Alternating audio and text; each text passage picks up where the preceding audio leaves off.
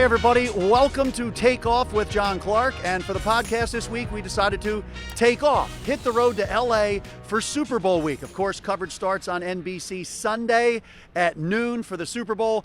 Big game, and there's a lot of Eagles out here, former Birds, and NFL legends. So we caught up with a lot of them all week long for their opinion about the Birds and also the big game. So here's my conversation with DeVonta Smith. He sees what Ja'Marr Chase is doing as a rookie receiver and Joe Burrow getting to the Super Bowl. He and Jalen Hurts texted each other. Jalen said, "We're going to get there someday."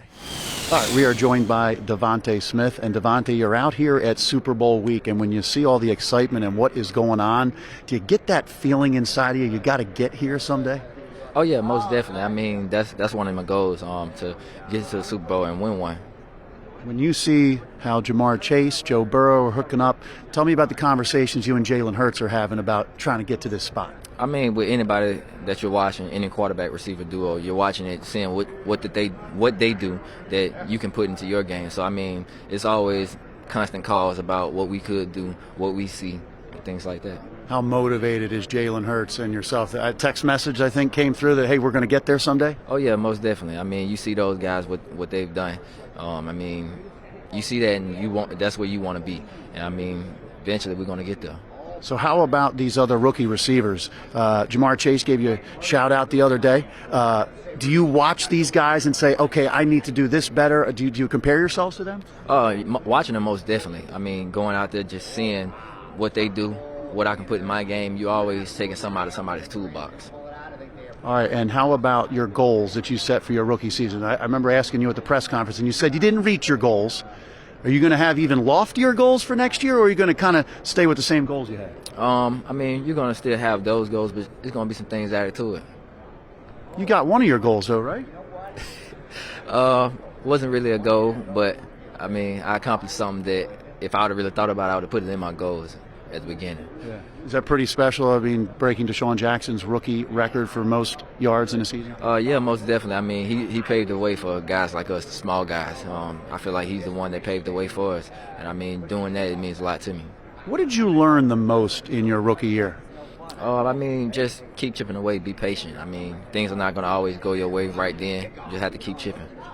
And how about you guys, the young receivers that you are? I saw every game you walked in together with your young receivers. Is that something you did on purpose? That's just kind of the relationship we had. I mean, always learning from each other, always being around each other. That's just something that we always just did.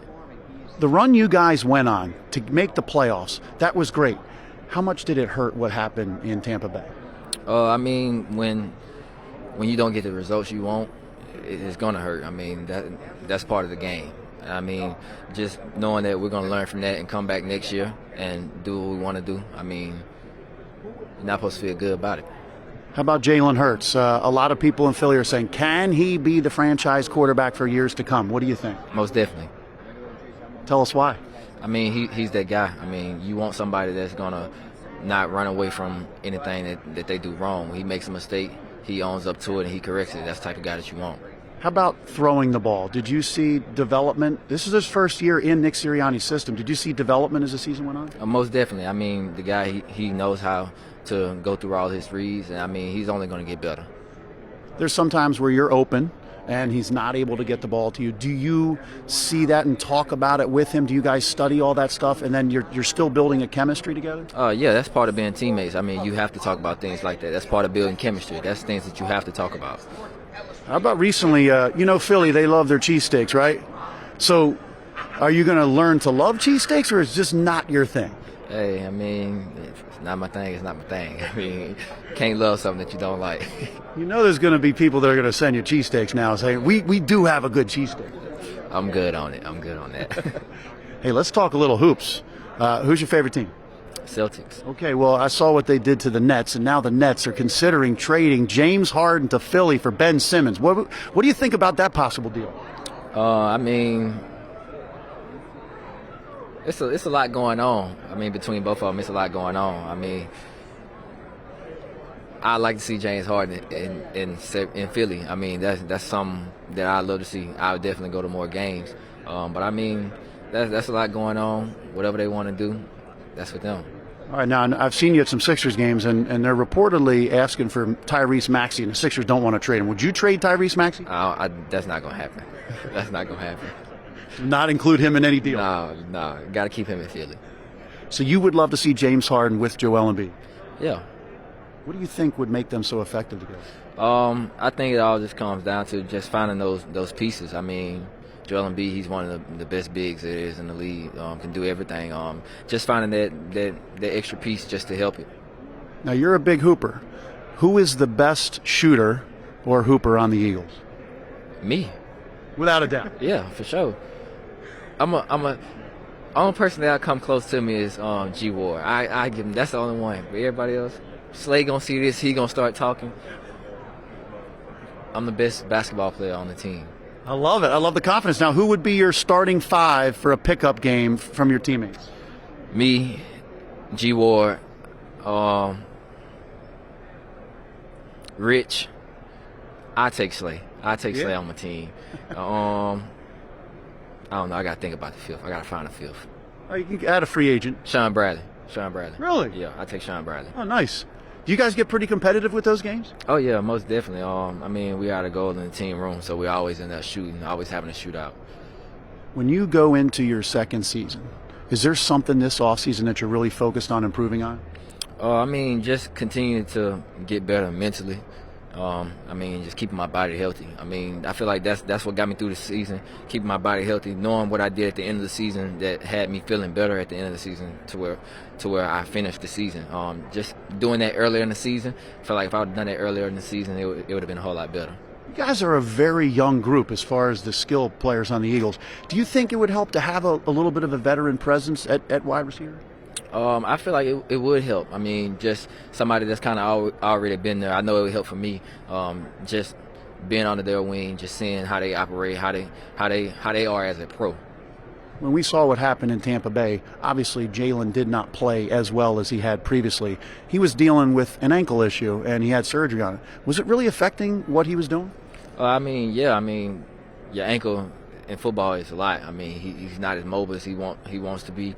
When he drops back, is not how he wants to. I mean, that's a lot. But, I mean, to have a guy just go out there and play on something like that, a lot of guys in the NFL, when something happened to them, they probably wouldn't play. But just him being able to play through that, I mean, hats off to him.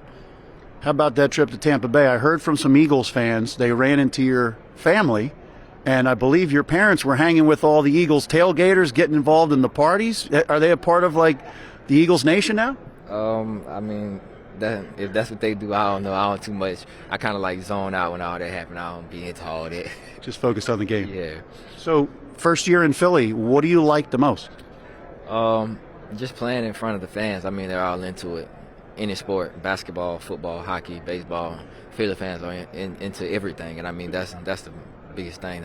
That's what I love the most, just the fans. I know during the season you said you would just go home. You stay at home all the time.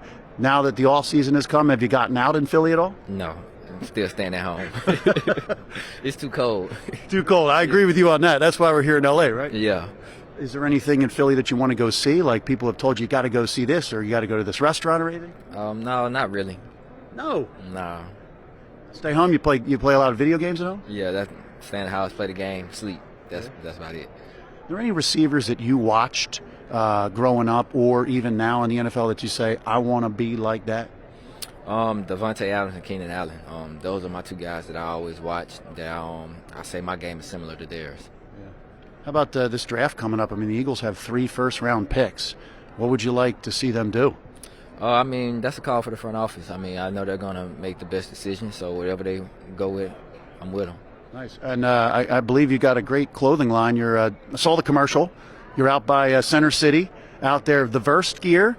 What do you like about it? I mean, you can be casual, you can be comfortable, whatever you want, they have it all. And I mean, it's a good look, as you can see, I have it on now, real good look. So, I mean, whatever you want, they got. It would look a lot better on you than it does me. But you're looking good. Appreciate it. Who's the best dressed on the Eagles? Me. So you're the best hooper and you're the best dressed? 100%. Is Slay going to talk about that as well? No. He not going to step into that. Anything else, he'll sit up there and argue with me. He's not going to argue with me about that one. How about what Jalen Hurts said, that there's a side of you that's DeVonta Smith, and then there's a side of you that we don't see too much in the public where you're Smitty. in the locker room and everything. I mean, you let it out, right? It's not really that much of a difference, honestly. It's really not that much of a difference, just a little bit. Have you felt like as the season went on, you can open up with Philly more? Like you can let out your personality with everybody? Not everybody, but I mean, as like the season went on, I got a lot more comfortable. So I mean, you started seeing more of me. Yeah. You set goals for your rookie season. Do you also set goals for your career of like where you want to be when your career is done? Yeah, most definitely. Can you share that with me? Not gonna share it. No? You're here after my career is over with. You want to be one of the greats, though, right? Oh yeah, most definitely. I feel like that's something that you have to want as a player. If you don't want to be the greatest, then why are you doing it? When you're going through your workouts, are you constantly thinking about that? I wouldn't say I'm constantly thinking about it. I'm constantly thinking about just getting better that day, what I can to improve anything from yesterday. How about Nick Sirianni? How did he grow as a head coach? And, I mean, how much is he into route running, the footwork, planting the foot? I mean, we saw him out there at camp when we were out there. He's into it, huh? Oh, yeah, most definitely. And I mean, that's what you love about a coach that's going to interact with you, a coach that's going to get out there and do stuff with you. That's the type of coach that you want. All right, so who you got in the NBA Finals this year? If the Sixers get James Harden?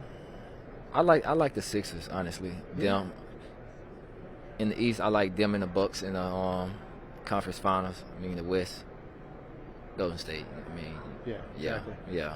All right, so we're going to see you at the NBA Finals then when Golden State's coming to Philly, right? Most definitely. Most definitely. All right, well, thanks a lot for your time. Appreciate it. And I caught up with Eagles safety Rodney McLeod. He won the Alan Page 2022 Community Award from the NFL Players Association, and I asked him about his Eagles' future. The Birds have to make a decision on his future within the next 2 or 3 weeks. All right, we are joined by Eagles safety Rodney McLeod. And Rodney, when you come out here to a Super Bowl week, does it bring back all the memories of 4 years ago? I'm seeing the ring right here if you want to show everybody. Yeah. It does, man. I think every time you look down at the ring, it's you reflect on that year. All of the blood, sweat, and tears it took to obviously accomplish this and win a Super Bowl, but then the memories and the brotherhoods that you can never take away. And so those will always live on, and every time I look down at it, it's a memory. And knowing that this was the first one that we brought to Philadelphia, it's a special moment. And I know you told me you don't wear that out a whole lot. A lot of guys just keep it at home, right? Yeah, man. It's very special occasions. And, of course, I mean, this is a Super Bowl. It made sense. It's always it's an opportunity to remind people what we did, what we accomplished, that group of guys. And so I actually ran into LeGarrette earlier, so I was able to talk to him. And somebody asked me earlier, like, why'd you get it on your pointer finger? And I'm like, man, I really thought I was going to be able to fill him up. I thought I was going to be able to fill him up. I was starting out, but I only know very few. He's one of those guys. Tom Brady's another. But it's good to just be out here. You know, there's only a handful left from that team. You can count them on one hand. And you have a situation coming up in March or February. Do you think you're going to be back with the Eagles? I hope that I am, honestly. This team, the city means so much to me. Coming here in 2016, man, I'm forever grateful for all the bonds, the friendships that I built here, championships that I have had an opportunity to win, and just being part of like a winning organization and winning team. That's why I came here. So I'm hoping that my legacy lives on and I continue my career here, finish off my career here. But it's a business, and we'll just have to see what happens. All I can do is control what I can. That's going to this off season, bettering myself, coming back better than I was last year. You went through so much with the knee surgery, and it took you a long time to come back. And then to get back to feeling like Rodney McLeod, did you start to feel that at some point during the season? I did towards the latter part of the year. And of course, season ended too soon, in my opinion. But that's something I can build on. Take from that confidence that I had for that late push and that rally felt good, and I looked like myself again. And so that I'll just go into the off season with that momentum that I created and that confidence, and work on bettering myself. Jonathan Gannon was up for some head coaching jobs, but he's coming back as defensive coordinator. What does that mean to the team, and also how much did he develop as a coach towards the end of the year? He developed a lot, and I think we all did. Us as players as well. It's it's a relationship, right? And within the course of a season, you're going to have ups and downs. You have to get to know one another, figure out what works. And I think we started to discover that. We found our identity late in that season, and it helped us get into the playoffs. We didn't accomplish our ultimate goal, but it's a step in the right direction. I think with JG coming back, we can build off that, right? Now that familiarity is there, we understand who one another, are as players and coaches, and it's something you can build off to going into this offseason, and really left off where we finished. Now you're looking good. This is a hot weather out here in LA, but you got dressed up because you got an awesome award from the NFL Players Association, the Alan Page Community Award, and this is voted on by the players. Yes. How much does that mean to you that you won this as voted on by your peers? Man, it means so much to me to be voted the Alan Page 2022 winner by my peers, most importantly, by a large group of us who are doing a lot of great work, who are committed to causes that we're most passionate about and bringing about change in our communities, whether that's the city that we play for or that's our hometowns. And so I was proud, man. I was with a great group of guys who came down to that last five. Everyone I feel like was deserving of this award, but it just means a lot for me to be honored here today. Now it's time to pour back into the community, give back, and focus on what we truly care about, and that's really creating an opportunity for these kids out here. My mantra is kids first, and we want to do everything that we can to make sure that they have a successful life. And so now the true work starts. We're grateful for the donation by NFL and NFLPA, but now it's time to put it to work and put our words into action. Well, not only did you help bring the first Super Bowl to the city of Philadelphia, but you changed lives. Yeah. So I think everybody in Philadelphia really appreciates you. Yeah, man. The city's embraced me since day one, and it's something that you can't explain until you live it, you're a part of it. And so Philly has become my home, our home for my wife and I, and we love it dearly. Well, congrats. Appreciate your time, man. Appreciate you. Thank you. Thanks, Rodney. Appreciate it.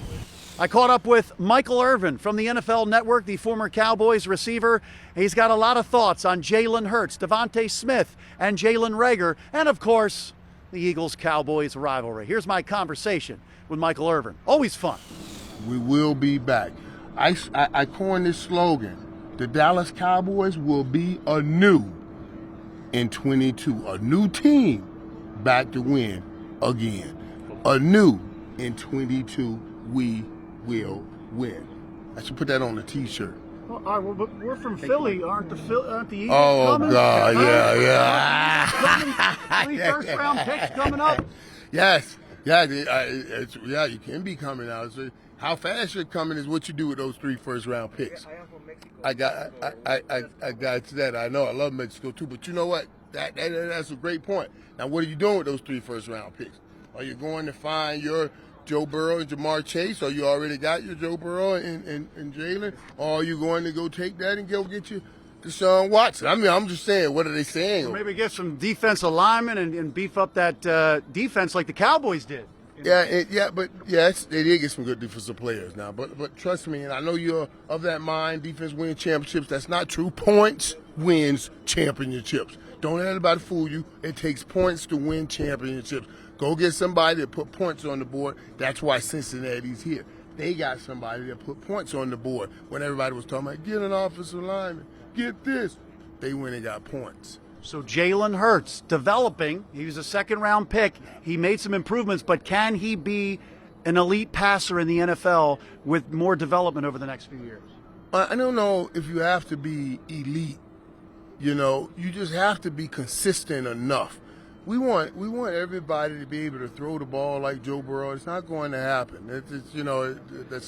That's an elite passer right there. We're talking about how he has the ability to throw that ball outside. But the other assets that Jalen Hurts bring, his ability to run with that football, which means now you have to keep some people up and watch him run. He may not have to throw those same perfect passes that Joe Burrow has because people are they're in a bind. Do I go try to tackle this big joker, or do I fall back on that play? You know what I mean? He'll have more open receivers because of that dual threat is what I'm saying. What do you think of DeVonta Smith, as thin as he is, and with the way he's able to work himself Yeah. a football player. You know what I mean? We like to think that we can eye-gate a football player. We should have learned that we are so far off trying to eye-gate a football player with the guy that just retired from football. Because we eye-gated Tom Brady. And if you had $1 to bet, you'd say, I guarantee you he'll never win anything.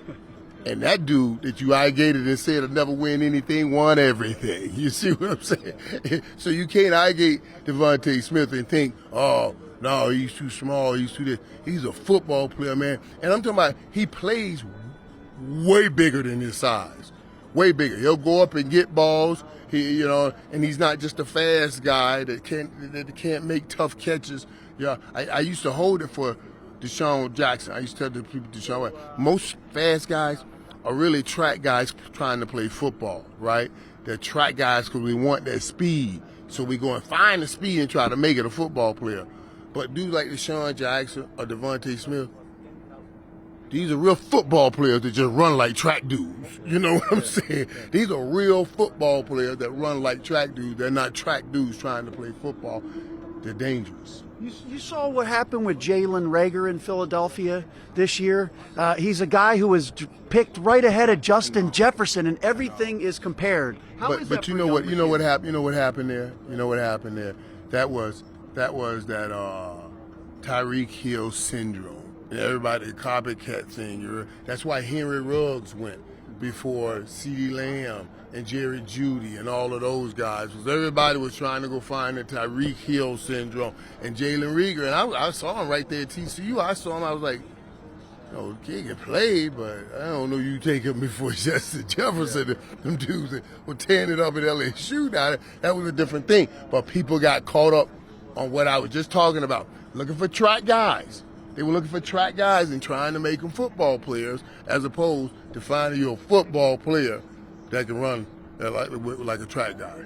So can he recover in Philadelphia from all those comparisons? And now it seems to be in his head. He's dropping the punts. Right. You see what you said? Did you hear what you just said? Did I say Philadelphia? Yeah, that's what I'm talking about. What are you trying to say by that? What are you trying to say? Do you think it's happenstance that you're talking about?